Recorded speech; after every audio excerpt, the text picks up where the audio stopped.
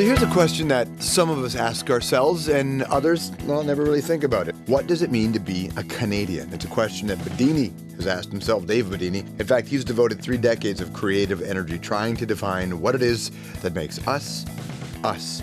Growing up in Toronto, suburb Etobicoke, Dave and his buds formed a band called the Rio Statics. Their first demo was called Canadian Dream. Their first hit, the Ballad of Wendell Clark, an ode to the rugged Maple Leaf winger, Kelvington, Saskatchewan, stand up.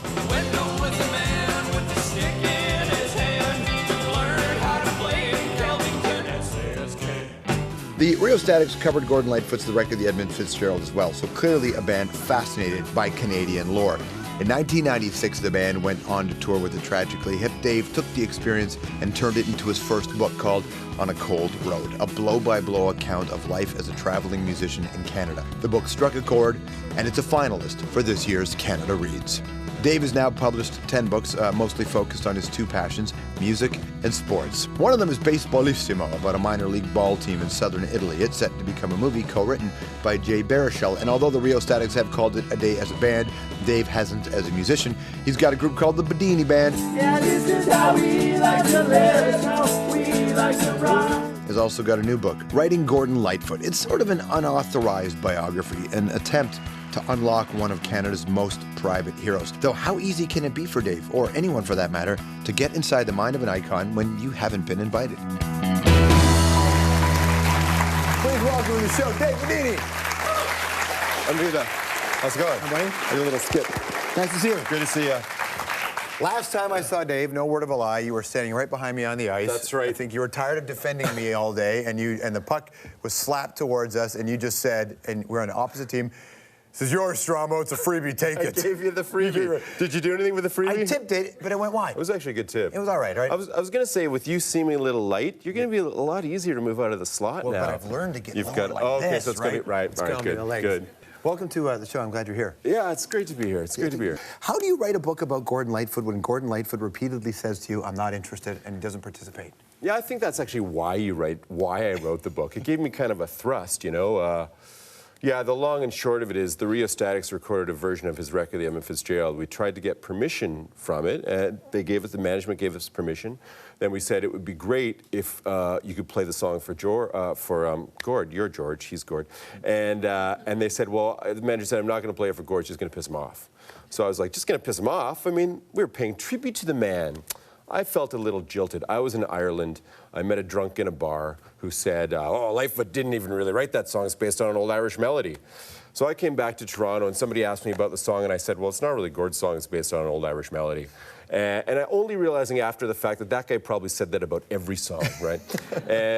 So I came back. It was in the papers, and it kind of queered the deal, kind of shut things down between me and Gord. So when it came time to write a book, I was like, well, how can I do this? And then I realized maybe if I wrote the book as a series of letters, sort of coming clean and appealing to him on a personal level, that would be the thrust. And I just kept writing these letters, and then it became this book. Gordon Lightfoot's an interesting position, too, because Gordon Lightfoot was one of the first Canadian musicians who was sort of recognized internationally at that level. Right. Well, he was actually, I think more importantly, he was the first Canadian musician to become popular here before he went to the States.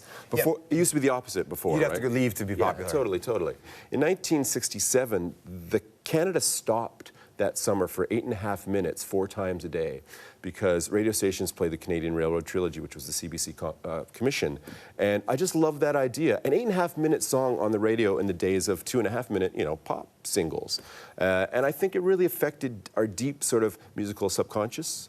And I think we're seeing those effects today. Right? But also, like, there's lots of Canadian artists who are good at telling stories, but I think it's something different when they tell our stories. Right, totally, totally. And I think the Rio Statics did the same thing. Yeah, we picked up on that, for sure. He was an inspiration to us, And I'm sure it was the same with, it's funny because when we went out on the road in 1987, people would tell us, you're only going to go so far with this Canadian thing, And the more people told us that, the more we kind of dug in.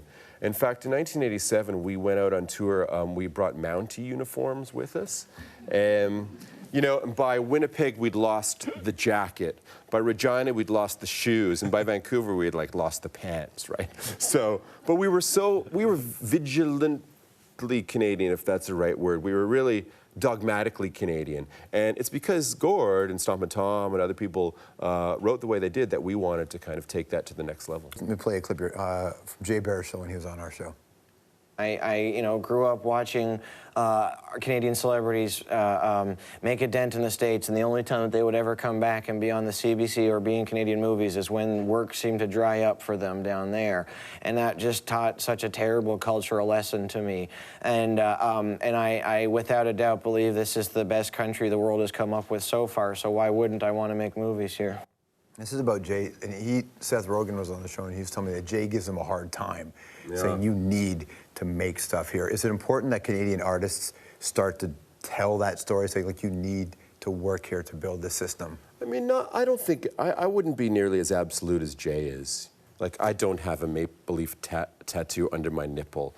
Jay maybe is a little bit more absolute in that way, but because I think you cut your own path. I mean, people come back to this country, you know, on far more crooked paths in certain instances, and I think that's fine too, man. People making art in any capacity is okay with me. But at the same time, I mean, I think you shouldn't be afraid wherever you are to reflect who you are.